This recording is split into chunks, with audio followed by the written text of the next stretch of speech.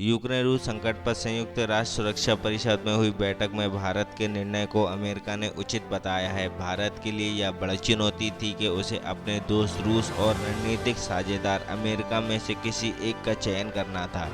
ऐसे में रूस के खिलाफ लाए गए निंदा प्रस्ताव में वोटिंग से परहेज कर भारत ने फिलहाल दोनों के हितों को साधने की कोशिश की है।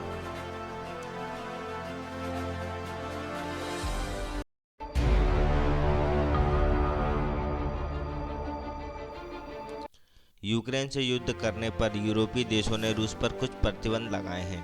इससे नाराज रूस ने सख्त कदम उठाकर फ्रेंच गुयाना से अंतरिक्ष संबंधी सभी कार्यक्रमों को रोक दिया है।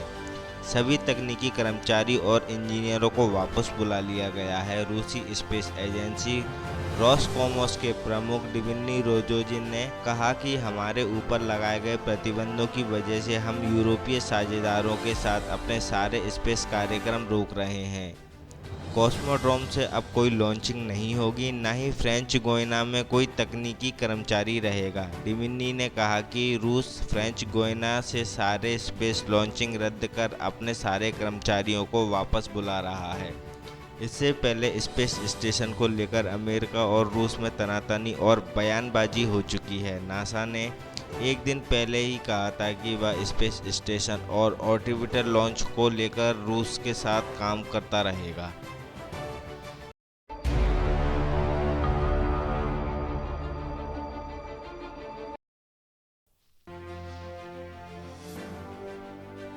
यूक्रेन पर हमले को लेकर वैश्विक आलोचनाओं को झेल रहे रूस पर लगाए गए आर्थिक प्रतिबंधों को असरहीन करने के लिए रूस की उम्मीद केवल चीन पर टिकी है।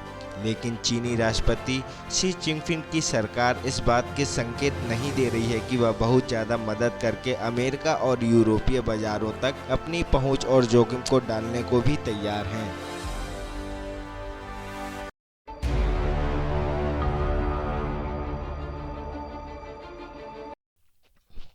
रूस के यूक्रेन पर हमले को लेकर पूरी दुनिया में हड़कंप मचा है। 2 साल से कोरोना से जूझ रही दुनिया उभर ही रही थी कि रूस ने यूक्रेन के खिलाफ जंग शुरू कर दी। रूस और यूक्रेन के बीच कई महीनों से तनाव चल रहा था और आखिरकार बात जंग तक आ गई। लेकिन दुनिया में सिर्फ रूस और यूक्रेन ही नहीं है, बल्कि और भी कई ऐसे देश हैं जिनकी आपस में ठनी है और हालात युद्ध की कगार पर खड़े हैं। यहाँ तक कि भारत और पाकिस्तान के बीच लंबे समय से तनाव की स्थिति उत्पन्न हो रही है।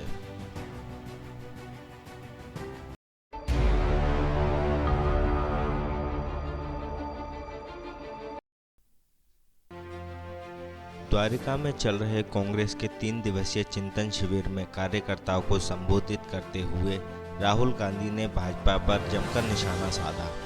राहुल ने कहा कि हाथ पकड़ना और हाथ मिलाना भाजपा का काम है, हमें किसी के पैर पकड़ने की ज़रूरत नहीं है। इस दौरान उन्होंने कहा कि जिसको ले जाना है ले जाओ। उन्होंने कहा ऐसे लोग सिर्फ एसी में बैठकर मौज करते हैं और लंबे भाषण देते हैं और दूसरों के लिए परेशानी पैदा करते हैं। राहुल ने कहा आखिर में ये लोग भाजपा में शामिल हो जाते हैं। इस दौरान उन्होंने यह भी कहा कि गुजरात भाजपा की राजनीति से पीड़ित है। छोटे और कुटीर उद्योग यहाँ की ताकत है। नरेंद्र मोदी ने उन्हें भी नष्ट कर दिया है।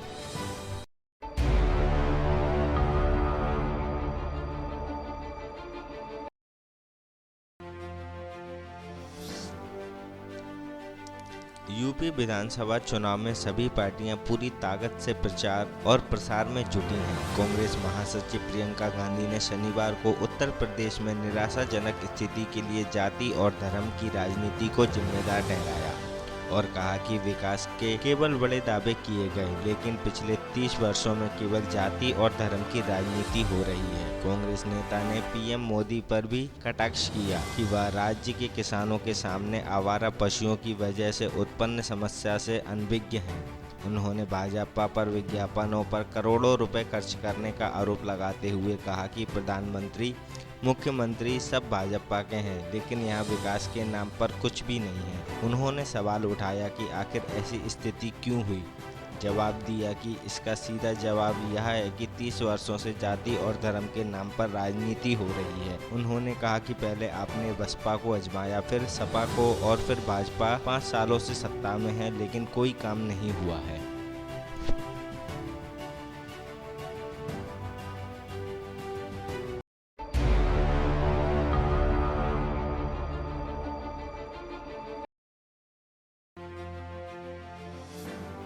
शायर मुनव्वर राणा ने आम आदमी पार्टी के राष्ट्रीय संयोजक और दिल्ली के मुख्यमंत्री अरविंद केजरीवाल पर गंभीर आरोप लगाया है।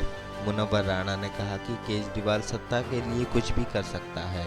इसके अलावा उन्होंने कवि कुमार विश्वास की ओर से केजरीवाल पर लगाए गए गंभीर आरोप पर भी अपनी बात रखी है। मुनव्वर राणा ने कहा कि कुमार विश्वास की बात में सच्चाई हो सकती है। ऐसा इसलिए भी है क्योंकि कुमार विश्वास और केजरीवाल बहुत ही अच्छे दोस्त थे। राणा ने कहा कि सत्ता के लिए केजरीवाल कुछ भी कर सकते हैं। कांग्रेस की सरकार को गिराने और बीजेपी की सरकार को लाने वालों में सबसे बड़े नायक यही हैं। ये जो अन्ना तमाशा था, सब इन्हीं की मिलीजुली सरकार थी।